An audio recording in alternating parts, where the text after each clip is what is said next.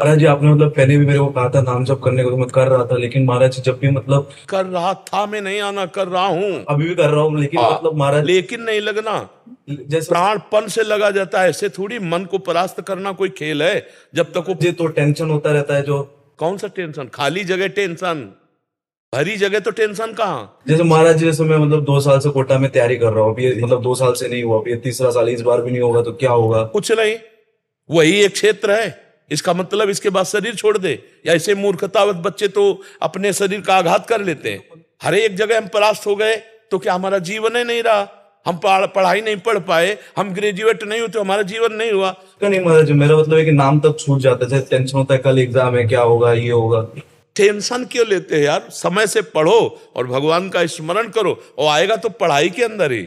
बच्चा अगर ब्रह्मचर्य ठीक है और आप नाम जप कर रहे हो, तो एक बार सुना दिया जाए हमको तो हमारे दिमाग में टेप हो जाएगा स्मृति। ब्रह्मचर्य में वो पवित्र स्थिति है। तभी तो हम कह रहे हैं आज के जो बच्चे हैं ना, ब्रह्मचर्य का नाश करते हैं, स्मृतिहीन हो रहे हैं। अब डर लगता है परीक्षा से, ऐसे फेल हम कैसे हो जाएंगे? अगर हमसे चूक हुई है और हम फेल हो जाते हैं तो बर्दाश्त है, अगली बार हम फिर और पढ़ाई पढ़ेंगे, अगली बार हम और हिम्मत करेंगे। हम भगवान के अंश से हारने वाले नहीं हैं। ये बिल्कुल किसी भी बच्चा के मन में नहीं रहना चाहिए फेल हो गए तो क्या होगा, क्या हो गया, यही जिंदगी है, इतनी जिंदगी है। आप विचार करो, भगवान ज्ञान समुद्र, जब उनसे हम जुड़े हैं तो हर ज्ञान, हर व्यवस्था, कि अगर विद्यार्थी परास्त हो जाता है पढ़ने में तो जीवन नष्ट करने की नहीं सोचना। एक जीवन ऐसा जो जगत में प्रकाशित हो जाएगा। भगवान के आश्रित हो, कोई व्यापार कर लो, हम एक नौकरी कर लेंगे, अपने जीवन को थोड़ी नष्ट करेंगे। हम छोटे से छोटा कार्य कर सकते हैं, और भगवान हमारे साथ है तो बड़ाई उनके हाथ में, वो बड़ा करा दे। जिसको बड़ा बना देते ना, भगवान है। मच्छर को ब्रह्मा बना दे, ब्रह्मा को मच्छर बना दे, मूर्ख को विद्वान कर दे, विद्वान को मूर्ख कर दे, एक क्षण की बात है। तो ये भरोसा तो बना रहना चाहिए ना। हर जगह फेल है लेकिन एक जगह पास है। हे भगवान, मैं आपका हूं। वो उठाएंगे, वो आपको प्रकाशित करेंगे। बिल्कुल परास्त होने की बात नहीं है। दिमाग में प्रसन्नता रखो, जो होगा मंगलमय होगा। भगवान मंगल भवन है, मैं उनकी शरण में हूं। अब हमारा अमंगल नहीं हो सकता, समझ रहे ना? टेंशन किस बात की? टेंशन के टेंशन बन जाओ तो भगवान के दास हो यार। जैसे श्री जी को भी रोज बोलता रहता हूँ, मतलब इस बार हो, क्या? मतलब इस बार मतलब पास हो जाओ 2 साल से। नहीं, ये भी हम नहीं कहते, ये भी हम नहीं कहते। फिर टेंशन की टेंशन नहीं बनोगे, फिर टेंशन बन जाएगी तुम्हें। है ना? नहीं, पढ़ाई पढ़ रहा हूं, नाम जप कर रहा हूं, तुम्हारी गरज हो तो पास कर देना, तुम्हारी गरज हो तो पास कर देना। नहीं, जहां रखोगे जैसे रहोगे वैसे रहूंगा, और आपको पुकारता रहूंगा, आपका स्मरण करता रहूंगा, माया पर विजय प्राप्त हो जाएगी। अपने करने से कितना मुड़ पाएंगे, और वो जब गोद में लेके उड़ेंगे तो बहुत ऊंचाई पे चढ़ जाएंगे। इस पर ध्यान रखना। अपने भगवान के भरोसे उन्नति ही उन्नति। बड़ा प्रसंग, बड़ा उदाहरण युक्त है। एक राजा केरल के थे, उनका नाम धर्मात्मा था, धर्म के पूर्ण रक्षक। अन्य 4-5 राजाओं ने मिलकर चढ़ाई कर दी और उनको पता नहीं था। धार्मिक राजा थे, उनको पता नहीं था। और उनके संतान हुई थी, उस संतान का नाम रखा गया था चंद्रहास। पूरे राज्य में आनंद छाया हुआ था, आक्रमण चारों तरफ से हो गया, और भगवान का भजन करने वाले थे। अब पराजित तो होना ही पड़ेगा, क्योंकि चारों तरफ से बैरी राजा हैं, और पहले से सूचना होती तो तैयारी होती। अचानक आक्रमण, मारे गए, वो राजा मारे गए। अब रानी ने देखा कि पूरे महल पर आक्रमणकारी आ गए, तो दासी से पैर पकड़ा और कहा, तू ही बचा सकती मेरे बेटे को, भगवान तुझे सामर्थ्य दे। और महल में काट मार मचाए हुए थे, कोई भी वंश का नहीं बचना चाहिए। दासी ने बहुत प्रवीणता की, और टोकरी में जिसमें दोना पत्तल डाले जाते हैं, ऐसे डालकर नीचे बालक चंद्रहास, और निकली। तो सैनिकों का क्या है, तो ऊपर से ऐसे दिखाया कि दोना पत्तल है। उनका निकलने दो, ये तो दासी है, राज परिवार का कोई नहीं बचना चाहिए। सब रानी, सब पूरा परिवार मार डाला। वो भाग करके दूसरे राज्य में पहुंची। बहुत प्रवीण थी, दासियां बहुत प्रवीण होती हैं। तो धृष्ट बुद्धि नाम के जो उस राज्य के मंत्री थे, उनकी शरण में गई, उसको राजकुमार बचाना था। तो उसने स्पष्ट कहा, मैं केरल के राजा की दासी हूं और ये मेरा पुत्र है, मैं हर कार्य में प्रवीण हूं, आप चाहे जिस दास्ता में रख लें, उस मेरे राज्य में सब विध्वंस हो गया। ये नहीं बताया कि राजकुमार है, मेरा पुत्र है और मैं इसकी रक्षा करना चाहती हूं आपकी शरण में रहकर। उन्होंने कुछ परीक्षाएं ली तो दासी कला में तो प्रवीण थी, उसे दासी बना के रख लिया और वो बालक राजमंत्री के घर में। भगवान जिसकी रक्षा करते हैं, ध्यान से सुनते रहो, भगवान किस हालत में पहुंचा दिया कि बिल्कुल मिटिया मिट। अब देखो उनकी उन्नति। अब एक दिन दृष्ट बुद्धि की पुत्री थी, उसका नाम था विषया। वो उसका जन्मदिन उत्सव मना रहे थे, तो बड़े बड़े विद्वान सब आए हुए थे। तो पुत्री का हाथ दिखाया तो विद्वानों ने ऐसे रेखा देखी और लड़के को देखा खेलते हुए, चंद्रास जी को। तो उनका इसका पति तो ये होगा। तो एकदम अपमान लगा ना, राज्य मंत्री और उस दासी पुत्र। तो उस समय तो कुछ नहीं बोला, जो सब सभा गई सो जल्लाद बुलाए और कहा इसको काट के फेंक दो जंगल में जाके। अब दासी की क्या चाल, अब वहां दासी को पता भी नहीं चल पाया, चंद्रास जी को गायब कर दिया। अब चंद्रास जी को जंगल में ले गए और उनको देवर्षि नारद जी ने जब यहां दासी पुत्र बनकर के रह रहे थे तो एक छोटा सा शालिग्राम दिया था। कहा था मुख में रखे रहना, चरणामृत पान करते रहना और कृष्ण कृष्ण कृष्ण ऐसा बोलते रहना। जो भगवान का भजन करने वाले पिता थे, उसी के प्रभाव से देवर्षि नारद जी ने चंद्रास जी को नाम का उपदेश किया। जब वो जल्लाद जंगल में ले गए, बोले बेटा तुम्हें पता हम क्यों लाए? तो उनका हमें तो पता नहीं। तो उनका तुम्हें मारने लाए हैं, मंत्री का आदेश है। तो उनका हमने कोई गलती की है क्या? तो उनका नहीं, उनका आदेश है और हम जल्लाद हैं, हमारे दया है नहीं। पर तुम्हें देखकर ऐसा लगता है कि क्यों मारूं, पर तुम्हें छोड़ दूंगा तो हमारी नौकरी चली जाएगी, हमें फांसी में चढ़ा देंगे। मैं मारूंगा नहीं तुम्हें। तुम्हारे उन्होंने देखा तो 6 अंगुली थी, 1 अंगुली काट ली और कहा ये राजा को दिखाऊंगा जाके कि तुम्हारा वध कर दिया, पर तुम यहां से भाग जाओ। तो काटने से खून निकला, वो वहीं मूर्छित होके गिर गए। कृष्ण कृष्ण कृष्ण कृष्ण कृष्ण, और वो जल्लाद वापस अंगुली दिखाए कि मैं उनको मार डाला हूं। हुमा नाम का एक पंक्षी होता है पहाड़ में, वो परम पवित्र, अगर अपने पंख कर ले तो राजलक्ष्मी उसके चरणों में आ जाए। वो आकर के बैठ गया चंद्रास जी के ऊपर। हुमा नाम का पंक्षी ये पहाड़ों में होता है, भगवत प्रदत्त किसी भाग्यशाली के ऊपर उसका। अब वो अपनी छाया में उनका वो मूर्छित बेहोश, कोई जंगली पशु ने अटैक नहीं किया चंद्रास जी पर। इतने में चंदनवती नाम के राज्य का छोटा राजा, दृष्ट बुद्धि जो बादशाह के मंत्री थे, उनके यहां वो कर देने जा रहा था।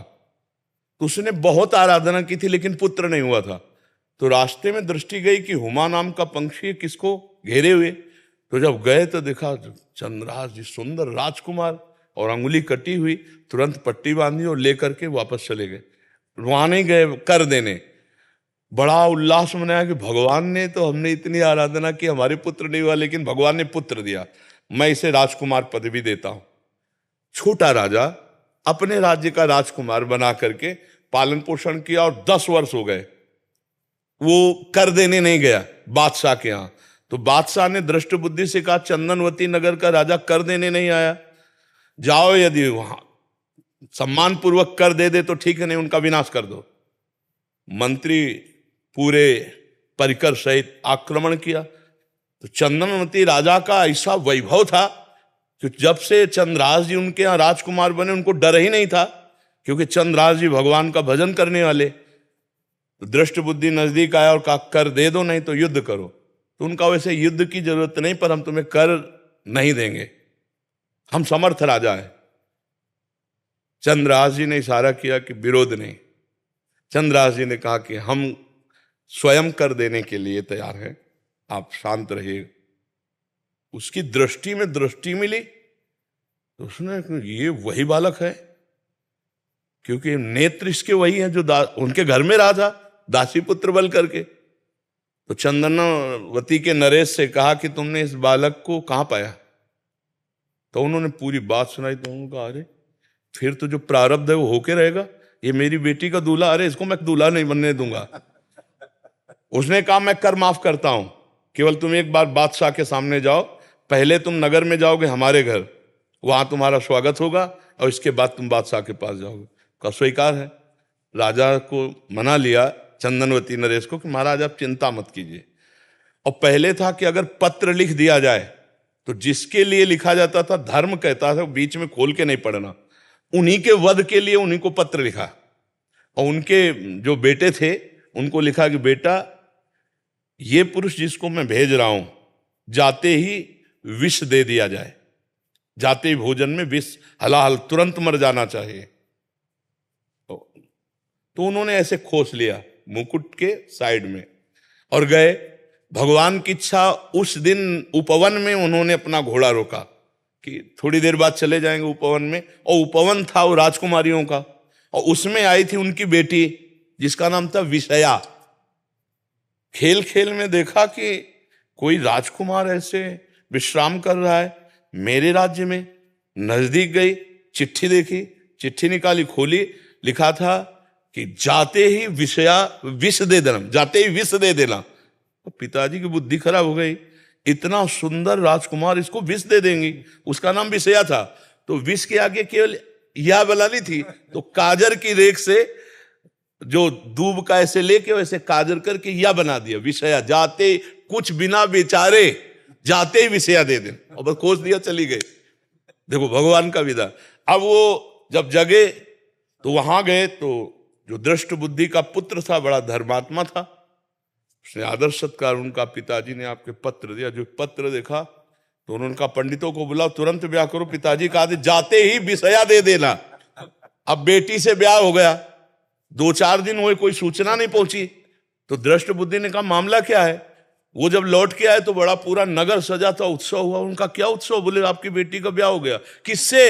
बोले आपने राजकुमार भेजा था। अब उनको समझ में आया कि प्रारब्ध इतना बलवान होता है। जब घर के अंदर गए तो देखा बेटी, और तो उसने कहा तुम्हें जिंदा तो नहीं रहने दूंगा। मन में सोचा चाहे बेटी भी दवा रहे।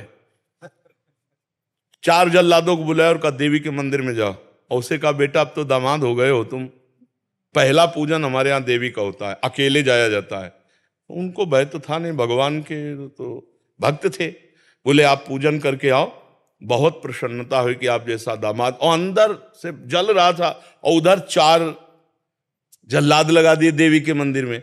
अभी अकेले देवी के मंदिर में, और इधर जो बादशाह था, बादशाह से पंडित लोग विचार के कह रहे हैं कि इस समय यदि आप राजगद्दी पर बैठेंगे तो अकाल पड़ जाएगा, आपका विनाश हो जाएगा। इस समय कोई दूसरा तत्कालीन राजा होना चाहिए, कुछ क्षण के लिए ही चाहे। तो उनका कौन हो सकता है? तो वहां दृष्ट बुद्धि के जो बेटे थे वो वहां किसी कार्य से, उन्होंने कहा हमारे जीजा ऐसे हैं, बड़े तेजस्वी प्रतापवान, आप देखेंगे तो उनका इसी समय लाओ। तो वो दौड़े, पूछा कि कहाँ है? बोले देवी पूजन करने गए, बाहर से ही पता चला।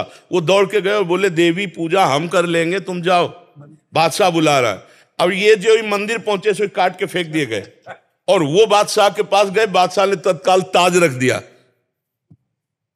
दृष्ट बुद्धि को बुलाया कि नए राजा के स्वागत के लिए आप आइए। अब वो तो बादशाह है, सामने जो ही पहुंचे तो दृष्ट बुद्धि कांप गए। इशारे से पूछा कि हमारे पुत्र कहां है? बोले देवी पूजन। अरे बोले वो तो मार डाला गया होगा, पता लगा तो मार डाला गया। तब वो जाको राखे साइया मार सके न कोई, बादशाह बना ना। अगर भगवान रक्षक, भगवान जिताने वाले तो कोई परास्त नहीं कर सकता। हर विधान उल्टा होता चला जाता है। और अगर भगवान से विमुख हो तो चाहे जितनी उन्नति हो उसका परिणाम कुछ नहीं होगा, या हम मर जाएंगे, सब छूट जाएगा। नाम भगवान का, वास्त्र भगवान का, वो उठाते हैं तो उठाते चले जाते हैं ना। तो कभी भी डिस्टर्ब नहीं होना चाहिए।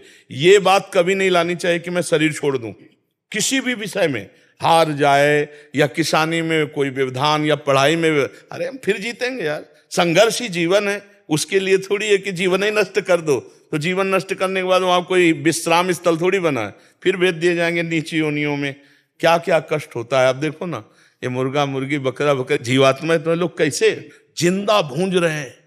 कितना दया खत्म हो चुकी है, जिंदा भूंज रहे हैं, खा रहे हैं, शरीर बढ़ा रहे हैं, मरेंगे, नरक जाएंगे। तो हमें कोई मनुष्य जन्म मिला है, अब इतना भजन कर लेना है कि इससे नीचे न गिरे। अगर चांस मिले तो पुनः मनुष्य बने और धर्म पूर्वक अपने राष्ट्र की सेवा करें, समाज की सेवा करें, भगवान का भजन करके जीवन पवित्र बनावें।